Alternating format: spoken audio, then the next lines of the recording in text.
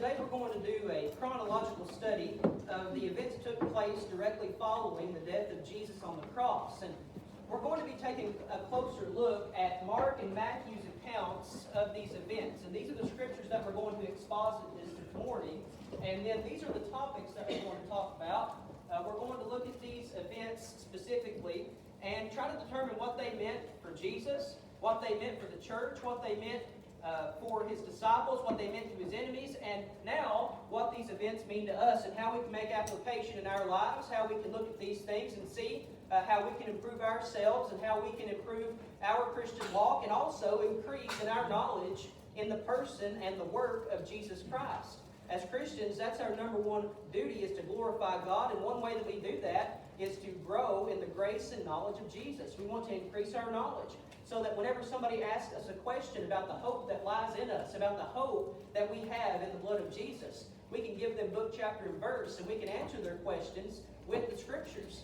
That's the only way that we're going to make a difference in the world, is if we can tell people what we believe with evidence and tell them why we believe it. And we're going to talk about these things that happened directly following his death. And Jesus, as we said before, he experienced tremendous suffering in the time that led up to his death. He felt pain that you and I deserve to endure. He felt shame that you and I deserve to feel. And he hung on a cross that you and I deserve to be nailed to.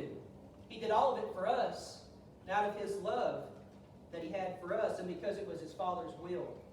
Let's pick up in verse 37 of Mark's account, in Mark chapter 15, verse 37. There it says, "Then he cried out with a loud voice and breathed his last."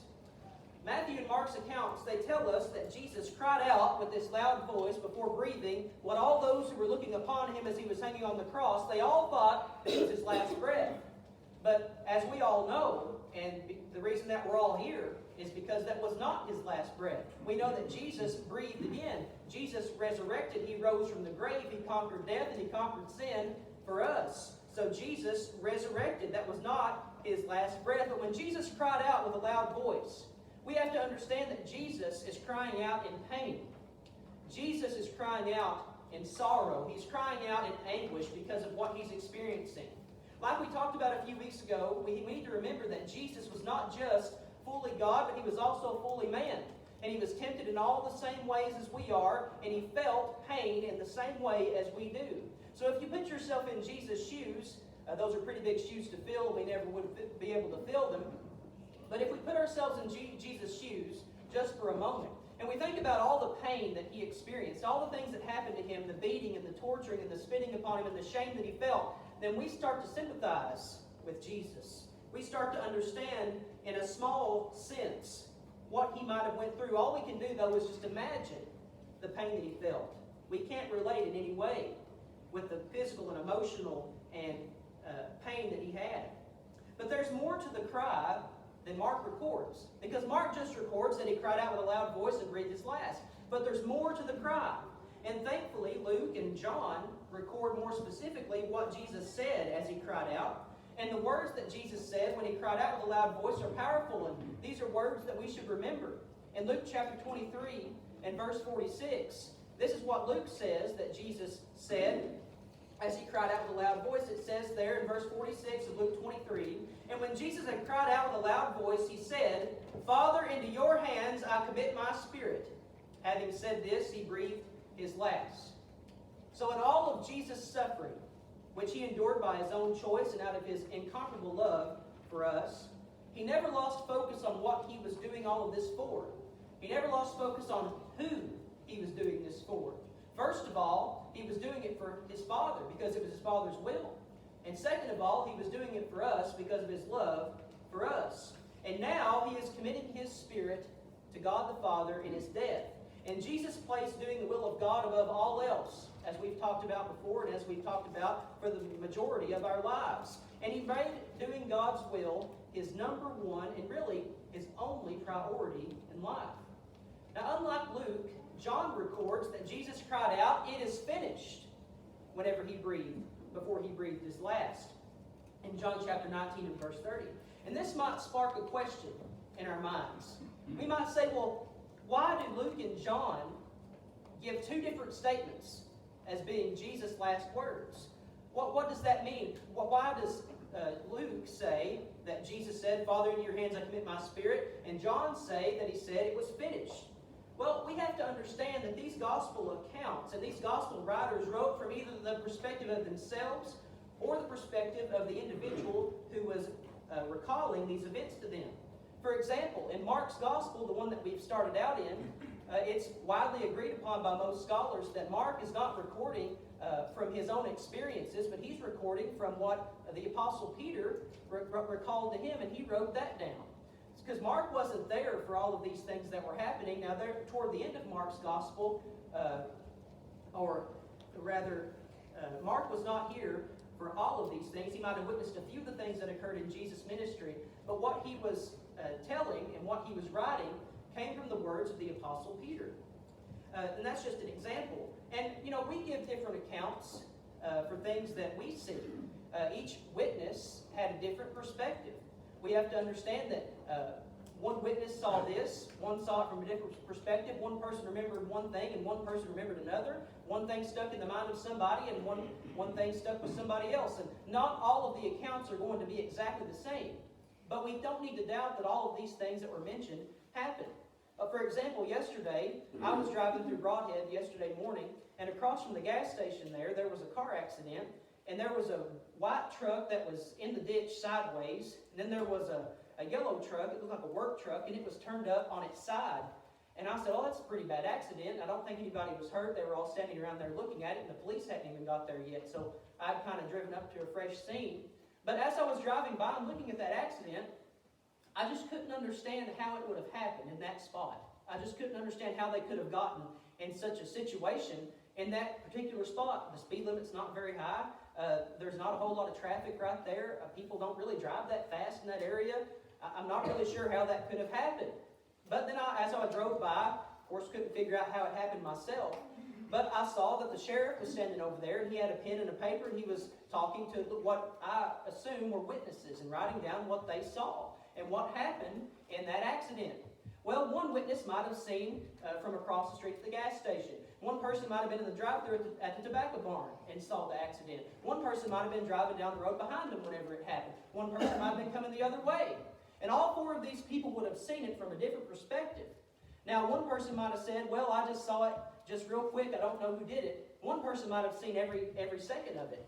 So what does the sheriff do? The sheriff goes back to his office. He takes those witness reports. He puts them all together and creates a clear picture of how that accident happened. He determines who was at fault and so on. And the same thing happens here in the gospel accounts. Now, not all the gospel writers write the exact same details. Some write things that others don't. Some write things that the others did. And it's because of their perspective, because of what they saw, because of what they were told. And we put all those things together to create a clear picture of what happened to Jesus in the life of Christ and in his ministry. But even though we have those different statements recorded by Luke and John, we have no reason to believe that Jesus did not make both of these statements. Jesus made both of them because they were written by inspired writers of the New Testament. They wouldn't have written them down if the Holy Spirit hadn't inspired them to write them. But whoever described what they saw to Luke might have remembered the statement, Father, into your hands I commit my spirit. That was what stuck in his mind. Or perhaps the statement was just more memorable to the person that reported that to Luke. But on the other hand, you have John, who was present when Jesus made this cry. And he remembered a different statement.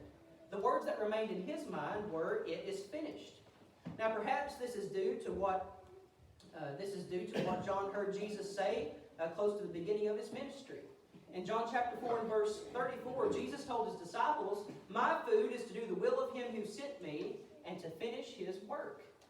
So John probably, when he heard that, he probably thought back to that moment when he heard Jesus say that. When Jesus said, "It is finished," he thought back to when Jesus said, "My food is to do the will of him who sent me and to finish his work." So that kind of closed up that whole event for John in his mind, so that's what he recorded. But after Jesus breathed his last, verse 38 says, "The veil of the temple was torn in two from top to bottom." In addition to that, Matthew wrote, "And the earth quaked, and the rocks were split, and the graves were opened, and many bodies of the saints who had fallen asleep were raised." So when Jesus committed his spirit to God and said it is finished, then he bowed his head and breathed his last. This is not a situation where people said, well, that's that. That's it. Because the things that happened after Jesus breathed his last, after he made that statement, after the cry, those are the things where people started to realize something major has happened here. Something incredible has happened before our eyes. We witnessed something that we've never seen before. We witnessed something that could only happen by the power and by the will of God. The priests who were in the holy place in the evening, they were offering incense about that time, and they had to have been shaken to their core when they were standing and they're offering incense, and the veil of the temple was torn from top to bottom, torn in half, right before their eyes. Can you imagine what they thought? Can you imagine what they realized but would not admit, would not acknowledge? See, God sent a beautiful message to the world by ripping that veil apart. The way into heaven, the way to the presence of God, or the way for men to draw near to God was not clearly revealed as long as the Levitical priesthood offered blood that was available to them, the only blood that was available, which was the blood of animals. But the Holy of Holies, or the most holy place in the temple, that served as a representation of God's presence with his people, Israel. And the veil that hung there, this big, thick veil, it hung up there in the temple between the holy and the most holy place. And that guarded and protected Israel from God's holiness. So the death of Jesus on the cross, it ended the need for that method of worship. Whenever that veil was ripped apart and the most holy place was exposed to the world, that showed that God was opening access to all who would believe in Jesus as the Son of God. Now, Gareth Reese writes this. He says, when Jesus passed through the heavens and offered his blood in the real Holy of Holies, in the presence of God the Father, in the third heaven in which he dwells, that is when that sacrifice was accepted. Whenever Jesus offered his blood in the real Holy of Holies, in heaven, with God the Father, this earthly structure, the temple, the most holy place, the earthly most holy place, lost its significance. It lost its status. And more than that, the way into the Father's presence is now open. In Hebrews chapter 9 and verse 24 it says, "For Christ has not entered in the holy places made with hands, which are copies of the true, but into heaven itself, now to appear in the presence of God for us." So God appears for us. He makes intercession for us. But now that this veil has been torn, now that the earth beneath these people's feet has been shaken, and the rocks have been split by the power of God, what does all of this mean? What does all of this point to for these people that are witnessing this event? It points to the glorious truth that Jesus is now the high priest. Jesus is in God's presence, and Jesus makes intercession for us.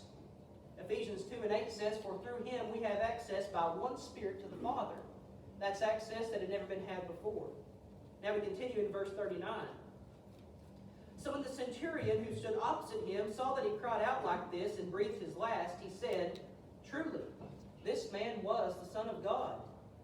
The centurion is not mentioned just because this is what he experienced. Now, he experienced this, but the centurion is a representation of what everybody there, everybody that was present, everybody that witnessed this event happen, he's a representation of what they all realized. They realized in those frightening and symbolic moments that this man was indeed who he claimed to be. They realized that Jesus was the Christ, that he was the anointed, or at least that he was something special and he was from God. But it wasn't Jesus' cry alone. It wasn't just him crying out, "Father, to you I commit my spirit." It wasn't just him saying, "It is finished," when he bowed his head, that caused the centurion to believe, as Mark records. But Matthew records that it was the events after the cry that truly brought the centurion and all of these people that were there to this conclusion. Matthew chapter 27 and verse 54 says, "So when the centurion and those with him who were guarding Jesus saw the earthquake and the things that happened, like the rocks splitting and the dead rising, they realized something. They realized that truly it was the Son of God. But Mark's accounts are not contrary to one another. Matthew and Mark are not telling different things, or they're not making things up. But Mark's account focuses on the time at which the centurion and those around him realized the deity of Jesus. It's the moment. The moment that Jesus cried out is when they realized that he was who he said he was. And Matthew reports the means by which they came to that conclusion, by witnessing all the things that happened, the earthquake, the rock splitting, the people rising from the grave. But now let's skip down and read verses 42 through 45. Of course, Jesus has breathed his last. He is now dead. Beginning there in verse 42. Now when evening had come, because it was the preparation day, that is, the day before the Sabbath, Joseph of Arimathea, a prominent council member who was himself waiting for the kingdom of God, coming and taking courage, went in to Pilate and asked for the body of Jesus. And Pilate marveled that he was already dead. And summoning the centurion, he asked him if he had been dead for some time. So when he found out from the centurion, he granted the body to Joseph. So after things had settled a little bit, Joseph of Arimathea very courageously approached Pilate, and he requested to have the body of Jesus. Now when he walked in and he asked Pilate, he said, "Can I have the body of Jesus?" Pilate, he said, "What? He's already dead?" See, it wasn't unusual for people that were being crucified to live 2 or 3 days on the cross that they were fixed to before they died. Sometimes they would live for 2 or 3 days, so whenever Joseph came in requesting the body of Jesus, Pilate marveled. He couldn't believe that he was already dead. And he thought, well, maybe they're trying to trick me. Maybe he's coming in here trying to trick me into giving him Jesus so they can rescue him, so they can rise him up as a prophet or as a great, as the Messiah, I mean. So they had it, so he said, okay, I'm going to have to ask somebody about this and see if it's true. So he called the centurion who stood there beneath the cross, and he said, "Is Jesus dead? Has he been dead for some time?" And the centurion said, "Yes, he is. He's died." So Pilate granted Joseph to take the body, and he took that body away. So now let's skip down to verse 46 and 47. And this is what Joseph did. Then he bought fine linen, took him down, and wrapped him in the linen. And he laid him in the tomb which had been hewn out of the rock, and rolled a stone against the door of the tomb. And Mary Magdalene and Mary, the mother of Joseph, observed where he was laid.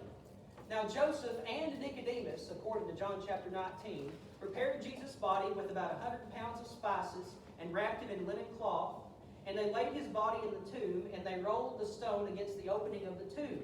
But these men, Nicodemus and Joseph, they made great efforts, and they combined their resources to make sure that Jesus' body had a respectful and a proper burial after he had experienced such a terrible and agonizing and painful death. But the chief priests and the Pharisees were not going to leave any of these stones unturned. They were not going to just forget about this as soon as it was over, because they remembered what Jesus had said. They remembered what he had told his disciples. They remembered what he had been teaching. So let's go to Matthew chapter 27 now. Let's turn over to Matthew 27. And we'll read verse 62 to verse 65. And now we're to the enemies of Jesus, the chief priests and the Pharisees. And they're going to go now and do what they can to make sure that there are no tricks pulled and that nothing happens that will make people think that Jesus was the Christ or that he was the Messiah. Beginning there in verse 62 of Matthew 27. On the next day, which followed the day of preparation, the chief priests and the Pharisees gathered together to Pilate, saying, "Sir, we remember while he was still alive how that deceiver said, 'After 3 days I will rise.' Therefore, command that the tomb be made secure until the 3rd day, lest his disciples come by night and steal him away and say to the people, 'He has risen from the dead.' So the last deception will be worse than the first." Pilate said to them, "You have your guard. Go your way, make it as secure as you know how." So they went and made the tomb secure, sealing the stone and setting the guard. So the day following Jesus' death, we're now to the next day. And the chief priests and the Pharisees, they were stiff-necked and they were full of hatred. They went to Pilate and they met with him, and they called Jesus a deceiver. They said that deceiver said that he would rise again in 3 days. They remembered what Jesus told them. They remembered what Jesus told the disciples. We have an account of Jesus telling his disciples about what was going to happen to him in Luke chapter 18. It says there in verse 31, "Behold, we are going up to Jerusalem, and all things that are written by the prophet concerning the Son of Man will be accomplished. For he will be delivered to the Gentiles, and will be mocked and insulted and spit upon, and they will scourge him and kill him, and the third day he will rise again." This is Jesus prophesying to his disciples about what was going to happen to him, about the events that were going to take place very shortly from the time when he told them. Now, the Jewish leaders remembered this. The Jewish leaders had heard this. The word had gotten around about what Jesus had said and what he was claiming, and they knew what he had claimed that he was going to do. So they went to Pilate and they asked him to provide a guard to watch over the tomb so that they couldn't go back and steal him away and try to fake his resurrection. So Pilate agreed. He provided them with the guard. He said, "Go make it as sure as you know how. You seal that thing up. You take the guards with you and you have them posted there until the third day. You do whatever you have to do to make sure that the disciples do not get to that body and get it out of there." But they would soon learn, this guard, that there were not enough soldiers and there were not enough guards on the face of the earth to stop what was going to happen on the third day. There were not enough people in the world to stop the will of God from taking place or to change it. Matthew chapter 28, the next 4 verses there from where we've just read. Matthew 28, verse 1 through 4. It says, "Now after the Sabbath, as the first day of the week began to dawn, Mary Magdalene and the other Mary came to see the tomb. And behold, there was a great earthquake, for the angel of the Lord descended from heaven and came and rolled back the stone from the door and sat on it. His countenance was like lightning, and his clothing as white as snow. And the guards shook for fear of him and became like dead men. So on the morning of the first day of the week, the third day, the ground began to shake, and the angel of the Lord descended and rolled that stone away from the door by the power of God. And these guards were so frightened, it says they became like dead men. They were so scared and they were so frightened about what they saw that they lost consciousness and fell to the ground. But these were no amateur guards. These were not just people that had walked up and filled out an application and they just accepted them right there. The guards, the Roman guards, were some fierce individuals. They were some tough and strong men. The context seems to favor that it was a Roman guard. Some people say that it was the guards that were within the temple guard, but that doesn't really fit with the context because they went and asked Pilate if he would provide them with a guard. So Pilate provided them with a Roman guard to go and watch the tomb. So historically, the Roman guard operated in at least a 16-man unit, and each man was responsible for 6 square feet of ground. And each member was responsible for watching very attentively and not taking their focus off at any time. The guard members could not sit down at any time while they were on watch. They could not lean up against anything while they were on watch. And if one of them fell asleep, that guard would be burned in his own clothing, and not only would he be burned, but the entire 16-man unit would be executed if one man in the guard fell asleep on the job. So do you think it's possible that the disciples could have stolen the body of Jesus? Do you think it's possible that they could have gotten in there and rolled that big stone away and gotten the body out without those guards noticing? Not a chance. Not a chance. But they were no match, these guards. They were no match for the lightning white countenance of this angel that God sent to roll away the stone from the door. And what happened?